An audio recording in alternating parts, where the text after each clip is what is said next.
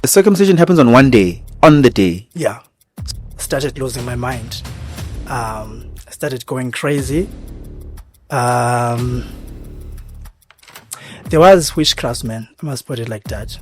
I also got infection as well in my Private parts. Yes. Yes. Got infection. So that infection actually is the one that led to the blockage. The reason why I couldn't P. Yes. Yes. So yeah, that's the worst that it really got into.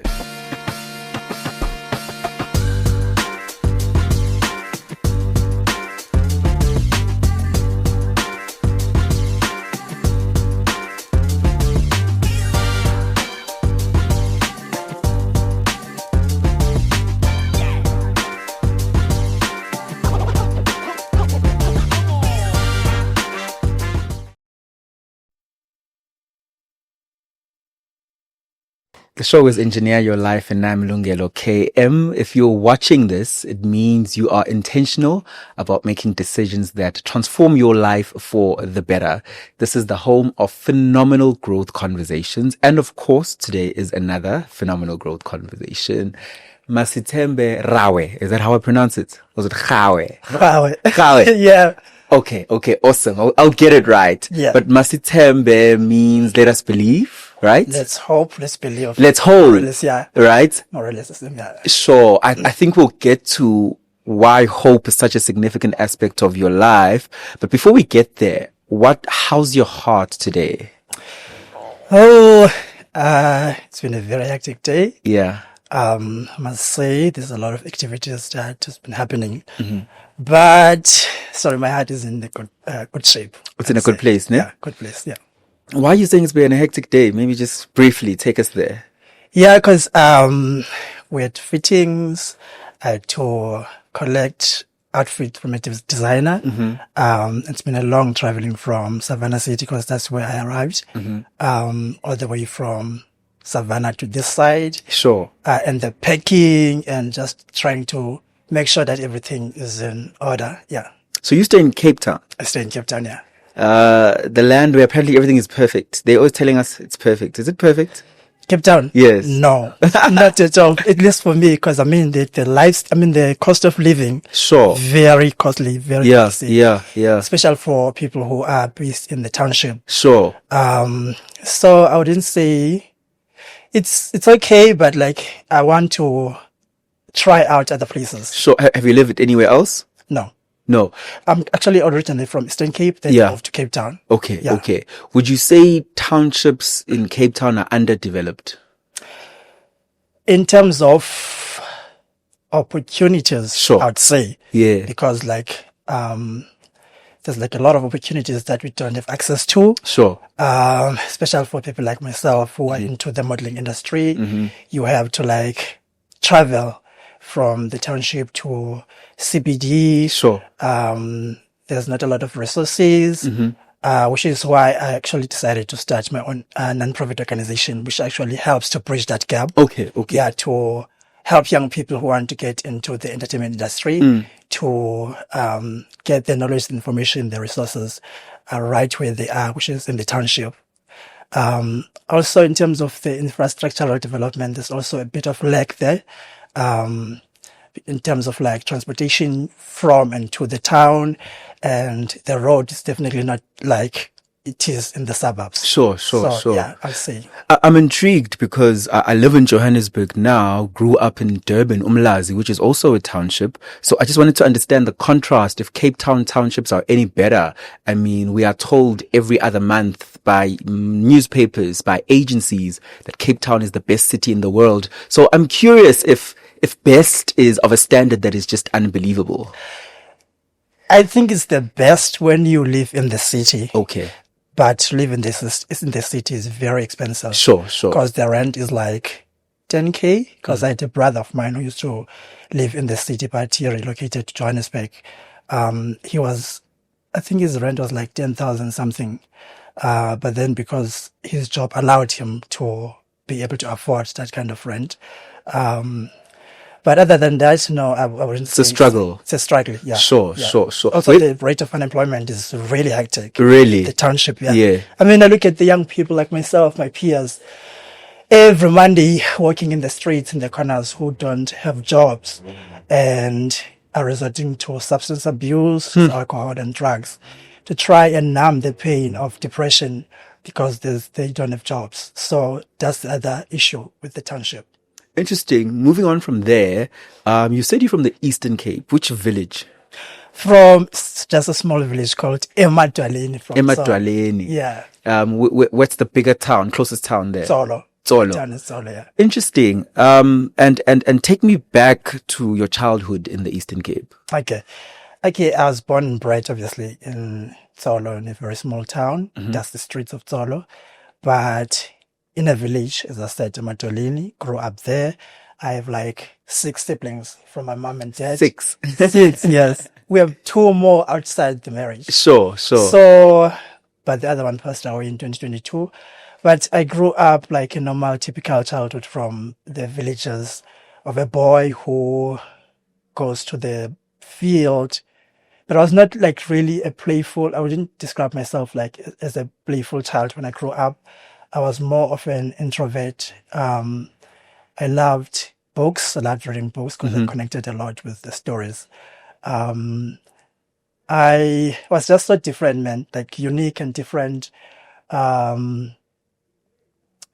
Not really your typical village boy who was like, would go to the forest to go and look after the cattle and the sheep and stuff like that. Even though I did that, but that was not like strict about it. Yes. Okay. Yeah. Then I grew up there, went to the primary school in the villages, and then went to high school in Tsolo High School. Then I lived in town for a change. So, how's school in a village? Like, no, what resources exist there in school? Like, how was primary school in the village? It's a struggle. Ne? Yeah, in terms of like the classes are like it's a lot of us. You'd find like at least back then when I was still a student there, you'd find a class with over 50 students, 50 to 60, sometimes 80. That's how hectic it was. So we're literally competing for the teacher's attention. And also the walking distance from the school where I was studying to home. It was, I think it was those challenges. And also in terms of the schooling resources, yes, we did have both, but obviously the schooling villages will always be different. Schools in town. In towns, yeah. When you got to town, in high school? Yeah. Tsolo High School is in town? Tsolo High School, yeah. Okay, and how was the experience different there? Is culture and tradition still important as a Xhosa man when you're in a town high school, or are things more relaxed? Things are more relaxed. Okay. Yeah. Things are more relaxed, I would say, because there's not that much talk about the culture and the tradition. We're just enjoying our lives, enjoying school. I'd say it. So then why did you continue? Obviously, between 16 and 18, most Xhosa young men then go to initiation school, which is called Ulwaluko. Yeah. Correct. Yeah. And then they go Entabeni, which is the mountains. We call it the mountains. You can correct us and give us all the correct definition as we get into this. You also, why did you observe that tradition? Because you're saying you were in a school where now traditions were relaxed, or was it pressure from the family? It was pressure from the villages because obviously during the holidays we would go to the village. So there is pressure there as you grow up and as you age, because you find out that your peers are already going to the mountain. So you are probably left alone in your age group. So that's pressure because as we grew up, we kind of like dreamed of that whole thing. Because of how it was presented to us and how it was modeled by society and the communities. It was more like we aspired to actually to that point where we could actually go for initiation. Yeah. Would you confidently say then every young Xhosa man who grows up either in the village or the township is brought up to idolize that day they go to initiation school. Yes, Sure. I'd say that. Like every now and then when you're young, you're told about that day. Yes, because I mean, especially during holidays, because Yeah. that's where the events are happening, such as Umgidi. Yes. So Umgidi is the celebration that happens after a person comes back from the mountain. Yes, Yeah. correct. Yeah. So, like, that's when the pressure starts to pick up, because you are probably, that's when you will see that, okay, I'm the only one that's left from my age group. Sure. So I also want to do it, Yeah, because yeah. of the benefits that we've seen from those who have already done it before us. The respect that they got from the community and the society. And it was such a very, I'd call it, there's a sense of dignity. Sure, that it brings to you. Yes. Yeah, When yeah. you have done it. Yeah, I'd say that. When did you go? Which year? In 2011. 2011, that is 14 years ago from now. Is it 14 years ago? Time flies. Really? Yeah. Wow, okay. We're in Okay. 2025 as we're having this conversation. Yeah. So 14 years ago, 2011, you were how old? I was turning 18 in November that Yeah, year. okay. Yeah, so I was at the right age. Okay. So when do you leave in November for the mountain? I left because I had to wait for my exams. I was doing matric. Okay. I had to write my matric exams, and then I think I finished on the 1st of December. Then on the 2nd of December, I went to the mountain. Without leaving any detail, take me from the 1st of December when you are still at home, in your home in the village. Yeah. What happens? And then walk me through. Okay. I just wrote my exams, my final paper on the 1st of December. And then I know that I was going to go to the mountain on the second day. The second day of December. So I packed my stuff, so my clothes from the town to the village. Cause I was going to go to varsity anyway after the whole thing was done, which is now January 2012. Yeah. So there was excitement. I was very excited because I was finally going to go to the mountain, and experience the joy that I've watched from my peers. Obviously. Looking forward to it. There was a bit of like nerve because I don't know what to look towards. Yes. What's going on, and so there was that nerve. And then I got home in the villages. Didn't even spend that much time after writing exams. I wish I had spent some time before going to the mountain, especially after what happened. Because during the whole year, I never had like time with family because we were busy with like winter school and the weekends. So I never really had time to spend with my family. That was like the time that I could only spend with family. But unfortunately, I was going to go to the mountain. Yeah, so we slept at home the 1st of December. Then the morning came. We drove with my father, went to the town again. We met with the doctor. We're taken to the doctor. We met with the doctor. Is this a medical doctor or is this a traditional doctor? It's a traditional doctor, but first you must go to the medical doctor for like checkup to ensure that you're in good health to go to the mountain. Okay. And receive an injection just to get a little bit of just to boost your immune system. So we did that, and then after that we went to the traditional doctor. Yes. Who's the one that performs the initiation. Okay. Yeah, we went there, and then we obviously did the initiation part.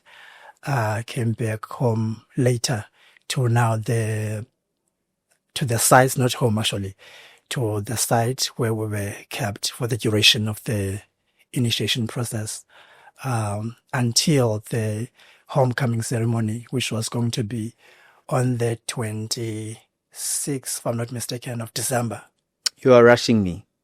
Am I rushing here? You are. Okay. You went to the traditional doctor, and then after the traditional doctor, what happens? Does your dad still take you there? I want you to paint the picture for us. Okay. Yeah. Yes, my dad took us there. It was me and the other guy, but he was not my friend. But then we went together, the two of us. My dad took us to the traditional doctor. Then the initiation was done. So he leaves you there at the traditional doctor's house? Or does your dad leave you guys there? No, he was outside actually. Okay. But he was still around, for waiting for us for the whole thing to be done. So the circumcision happens on the day. Yeah.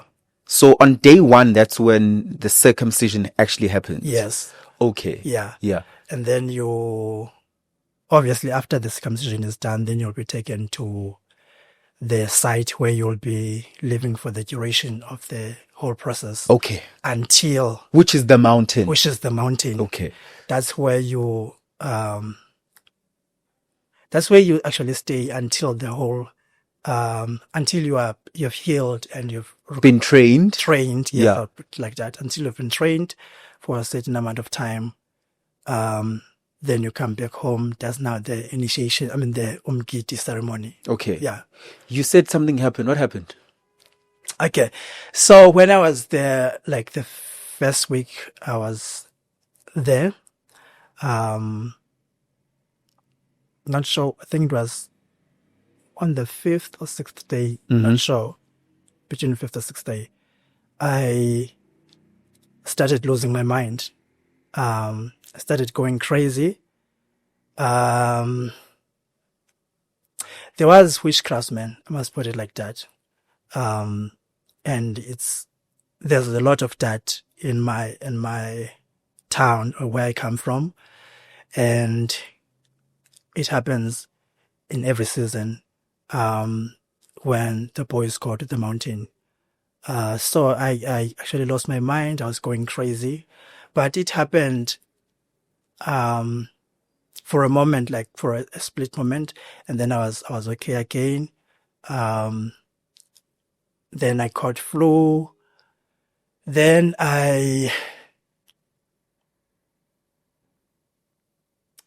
the flu never went away. I never recovered from the flu, and then started losing my mind again and again, and it got worse and worse and worse, and I started to lose weight as well. I was dehydrated.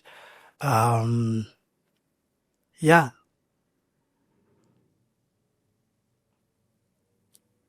It got worse? Yeah, it did get worse. To a point where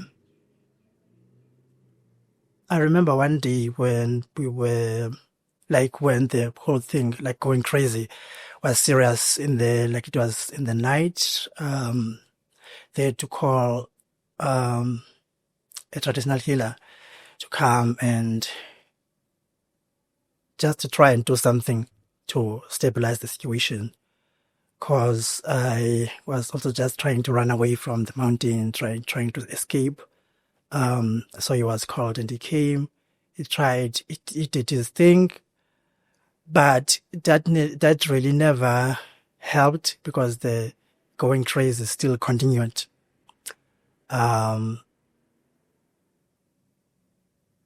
Until the 3rd week, which was the week when I was supposed to be released from the mountain back home for the homecoming ceremony.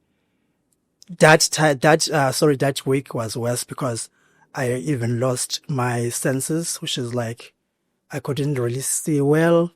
I lost a sense of hearing. I don't really remember most of the things that were happening there. I have been taught by some of the guys that were there, some of the things that happened that I'm not aware of. So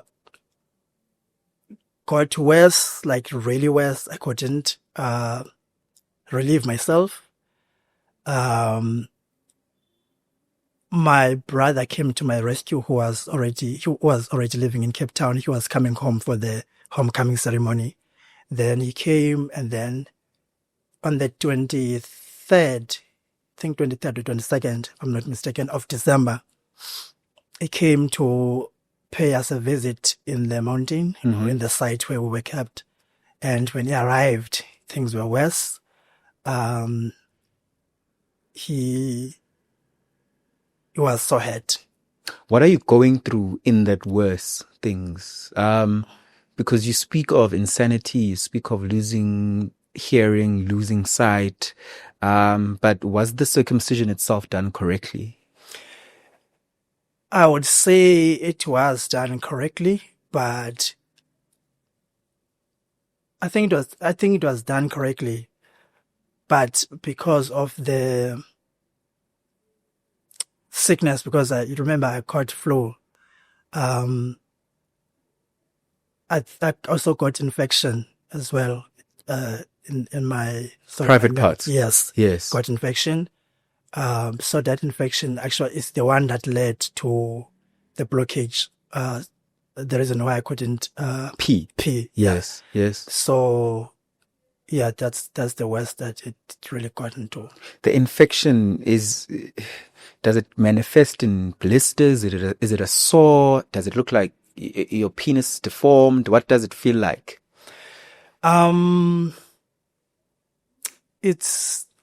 I would say it's all of that. Yeah, it's all of that.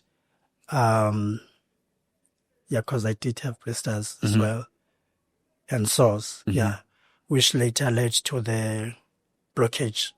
Yeah. And how are you feeling when you are realizing that this is happening around here? It was scary because I didn't know what would be the outcome. But the biggest fear was like losing the whole thing, losing the whole private part, because we've had stories that people lose their private parts as well. So that was the fear in my mind, that if that happens, how would I deal with that? How would I live? How would I behave? How would be the my response, and how would people look at me? Yeah. Would you be a man? Yes. Like your ego as a man, your ego as a man gets bruised as well. Yeah. And so those were the fears in my mind, that I really don't want to lose my private part. What did your brother see? He obviously saw that I couldn't relieve myself, and then I was weak as well, because at the point when he arrived, I couldn't walk. I've lost a lot of weight. Also, I couldn't speak well. Like my voice it was hard to hear, like when I speak. So that's what he saw, and immediately he told my father, and he advised that I should be taken off from the site and be brought back home. So you didn't complete the full duration of the initiation? Until because I was waiting until the 26th December. That's when I was going to come home. So I was brought home on the 23rd of December, home. When you are there, with maintaining respect to your culture, because this is a sacred process, what else are you observing there that you can share with us that happens to other people? Because, and in as much as we preserve culture, we shouldn't preserve abuse and bullying that happens to humans. Because if we preserve that too, the culture will never be bad things. Our culture as Africans is embedded in kindness and goodness and helping one another. That's what Ubuntu is about. What else are you seeing there that you were in disagreements with? I would say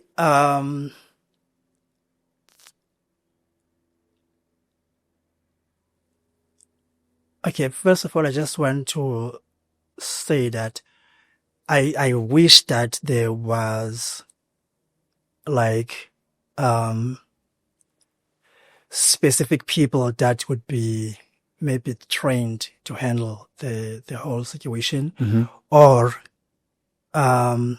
maybe have one person to look after sort of the initiates. Because what I've observed was that everyone were kind of like allowed to participate or to touch the initiates, of which that is touch. What do you mean by touch? I'm looking for a word to use. To remember, the guys that come to the mountain are male nurses. They are supposed to look after the initiates. Okay, the private part. The private part. Yes. For their healing. Yes. To ensure that they healing properly. Yes. But they also, and to ensure that is done, they have to check you, they have to dress you, to all of that. I wish that was done by only one person who's assigned to look after the initiates, instead of having like everyone coming to also, participate. Because the reason why I'm saying this is because most of the people they go there drunk, which I think is not safe, I would say.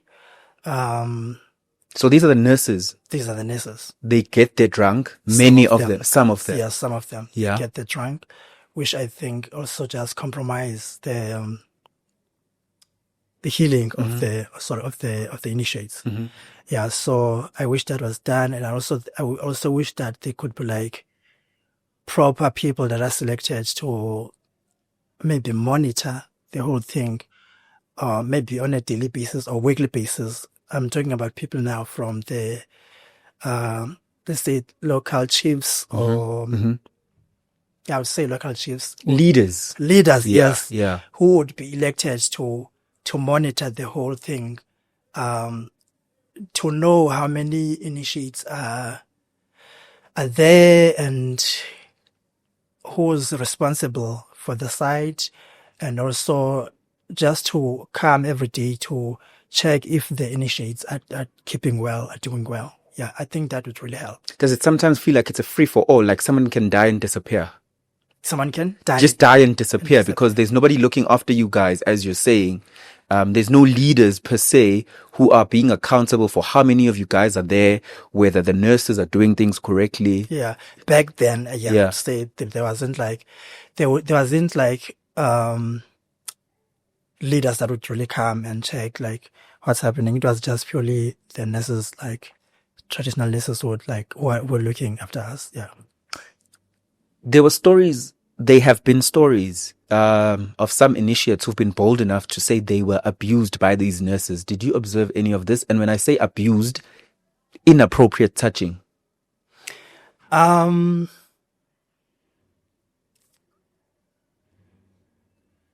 That happens, but in my case, no, there wasn't much of that, but it does happen. There is like an abuse in terms of touching, and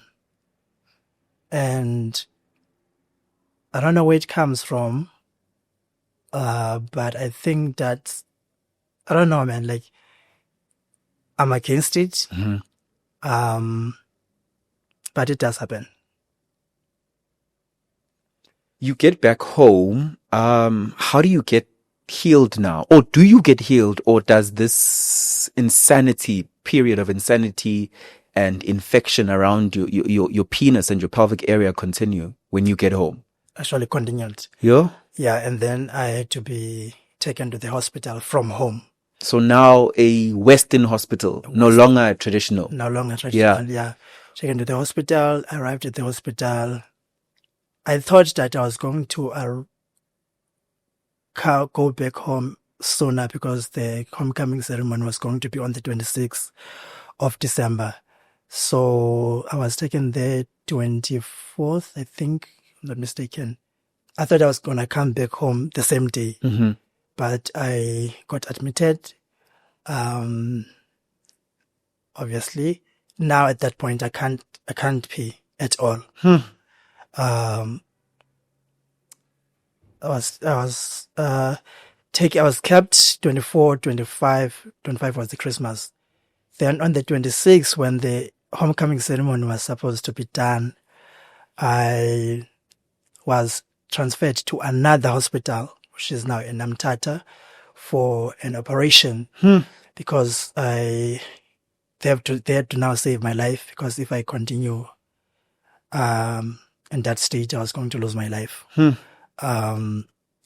was taken to the hospital, to the other hospital, and there was an operation that was done in the abdominal area, yeah, where they opened to, because there were like so many complications. They inserted a catheter. A catheter is that plastic bag that you use to urinate, to pee, so that I could be able to pee. And then from then, I was fetched by the older family members to come home for the ceremony for that day. And it was sad, man. Instead of like the celebration and because I thought that in like the way I wanted it to be, I was looking forward to the celebration of coming home healthy and happy, and just the way I've imagined it. But instead of that, people were crying because of how serious the situation was. I couldn't walk on my own. I had to be supported by my fathers and my brothers back home. And then immediately, because I had to, there was like a tradition that had to be done called umncamo. That is when like they slaughter a goat for you, and then you have to go to the river to wash the clay, then come back home. Then that was performed, but immediately after that was done, I had to be rushed back to the hospital. And then when I got to the hospital, I got worse again, to the point that the doctors called my family, my father, in the evening to tell him that anything can happen from then. And if they call him to tell him that I've passed, then he shall just make peace with it. So, yeah, got to the hospital. By the grace of God, I couldn't pass on. Then the following day, because Umgiji is supposed to be 3 days. Yes. The following day, I couldn't go back home because I had just gotten worse. So the ceremony was done without me, actually. So I don't really have the experience of the ceremony. That I was looking forward to. Yeah, that I was looking forward to. It was done without me because obviously they have already spent so much for that thing to be done. And they have to observe culture. Yes. Yeah. So I don't really have the experience, and I'm just an outsider when it comes to that. I'm just listening to the stories of the people who attended, how they said it was nice, it was beautiful. There were gifts from people who attended, but I was not there to experience. When did you come back from hospital? Came back from the hospital 21st of January. My goodness. Just like a month later. A month later. Sure. A month later. When the matric exam, the results came, I was still at the hospital. Sure. And I couldn't go to varsity. I couldn't go and fetch my results because obviously I was still not well. The doctors couldn't allow me to go out. And I still had to do another operation to now like reopen the urethra in my genital because it was still closed because the surgery, the surgical operation that was done in the abdominal area, not in the genital. So I had to like wait for that to be done before I could go to pursue tertiary education. And it was so sad because I was really looking forward to go to tertiary education. I had so many dreams. Yeah. Obviously, I wanted to one of those dreams was to become a model, and I wanted to study sound engineering because I wanted to get myself into radio as a media personality and as a music producer, as a songwriter. Those were my dreams, and I was really looking forward to them. Yeah. But all of that was snatched, in the blink of an eye like that, because I couldn't go to varsity. My biggest concern was going to varsity still with that urinary catheter, because when you go to varsity, you have to be in a good state. Of course. You have to be cool. You have to be cool. Yeah. So it was going to be embarrassing to be walking around with that. And also it was so uncomfortable, and it was painful as well to have that with me for such a long time. And I mean, the varsity life is such a fast-paced life, a bit. So I was not going to cope. I decided to take a gap year and wait for this other surgery that was going to be done, which took over 6 months to be done. So I lived with that catheter for 6 months, full. Would you say initiation school and traditional circumcision felt like it ruined your life? I would say it turned my life upside down. And it havocked my life and the plans that I had. It's a pity that I have to say that, because it's my culture and it's the tradition. I love it, but it turned my life upside down, because everything from there really went south. Like, all the plans that I had just never worked out. Looking back, what do you think went wrong with that process? Why wasn't your process as smooth sailing as your friends and your cousins and everybody else in your community? Interesting that you asked that question, because I asked myself the same question as well. I don't know, but I've always known that I was somehow a target, because it was the first of its kind in my village for something like that to ever happen. There's never been a story like that. We've never had someone whose situation would really get worse, to the point where they would have to be admitted to the hospital and not be able to attend their homecoming ceremony. It was the first of its kind. So I was a target, in terms of because there was a lot of spiritual warfare involved in terms of witchcraft, the things that I would see when I was in the mountain, that were happening to me. So I would say I was a target. I guess that's why it happened to me. The beauty of life, though, something to smile about, is that God restores. We don't remain in sadness. We don't remain in guilt.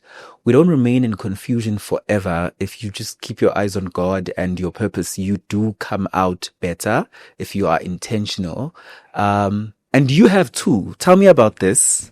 What is this about? What are you wearing? Because you told me your dream was to be a model, and it looks like I'm sitting across one. Yes. So I've always wanted to become a model, and I've never really given up on that dream. Sure. Because that was like the only thing that I was actually looking forward to, especially after that incident happened, because it really disempowered me. Yeah. It took life from me, and it really turned everything upside down. And it really took a very long time for me to get to this point of restoration, of living with intentionality. Yeah. So, this is the Search for Mr. Global South Africa 2025. It's a pageant where they are looking for an ambassador who will go and represent South Africa in Thailand. Okay. Later this year, I think around September. Sure. Someone who will be a beacon of hope to the young boys and young people, especially those coming from the township and rural areas like myself. So this is just me trying to get as closer as I can to that modeling dream that I've always wanted to pursue. And obviously it's been very difficult, because I've faced a lot of rejection as well from the Sure. modeling industry. Sure. I've been rejected by a lot of modeling agencies. Only got signed by an agency around 2021, Okay. summer that time. Yeah.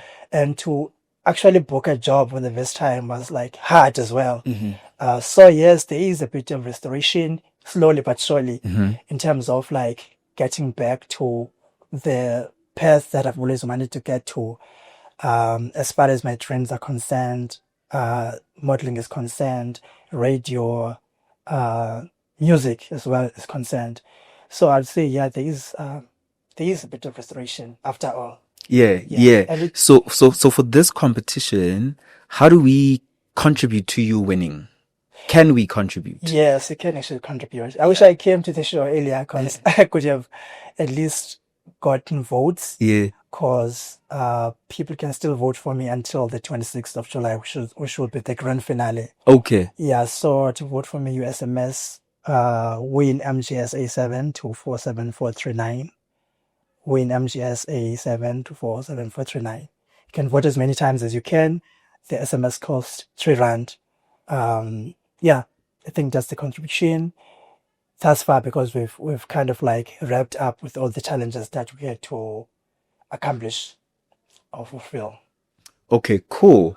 I do see that there is light at the end of the tunnel. I'm really sorry for what you went through.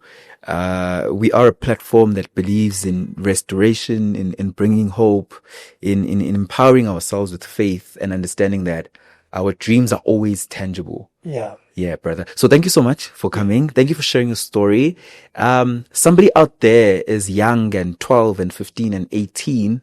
They're either going to their initiation the end of this year. Yeah. They are now empowered with knowledge.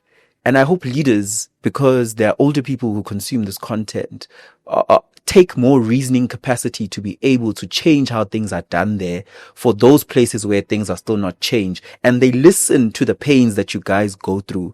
And even if somebody out there was thinking of performing witchcraft on somebody else, please don't do it. Yeah. You're going to ruin someone's life unnecessarily. Yeah. So thank you so much, brother. All the best for your competition. Thank you. It's been an absolute privilege. Thank you so much. The show is Engineer Your Life, and I'm Lungelo KM. Don't forget to like this episode, leave a constructive comment in the comment section, share it with somebody that you love, and don't forget to subscribe. I'll see you guys on the next episode.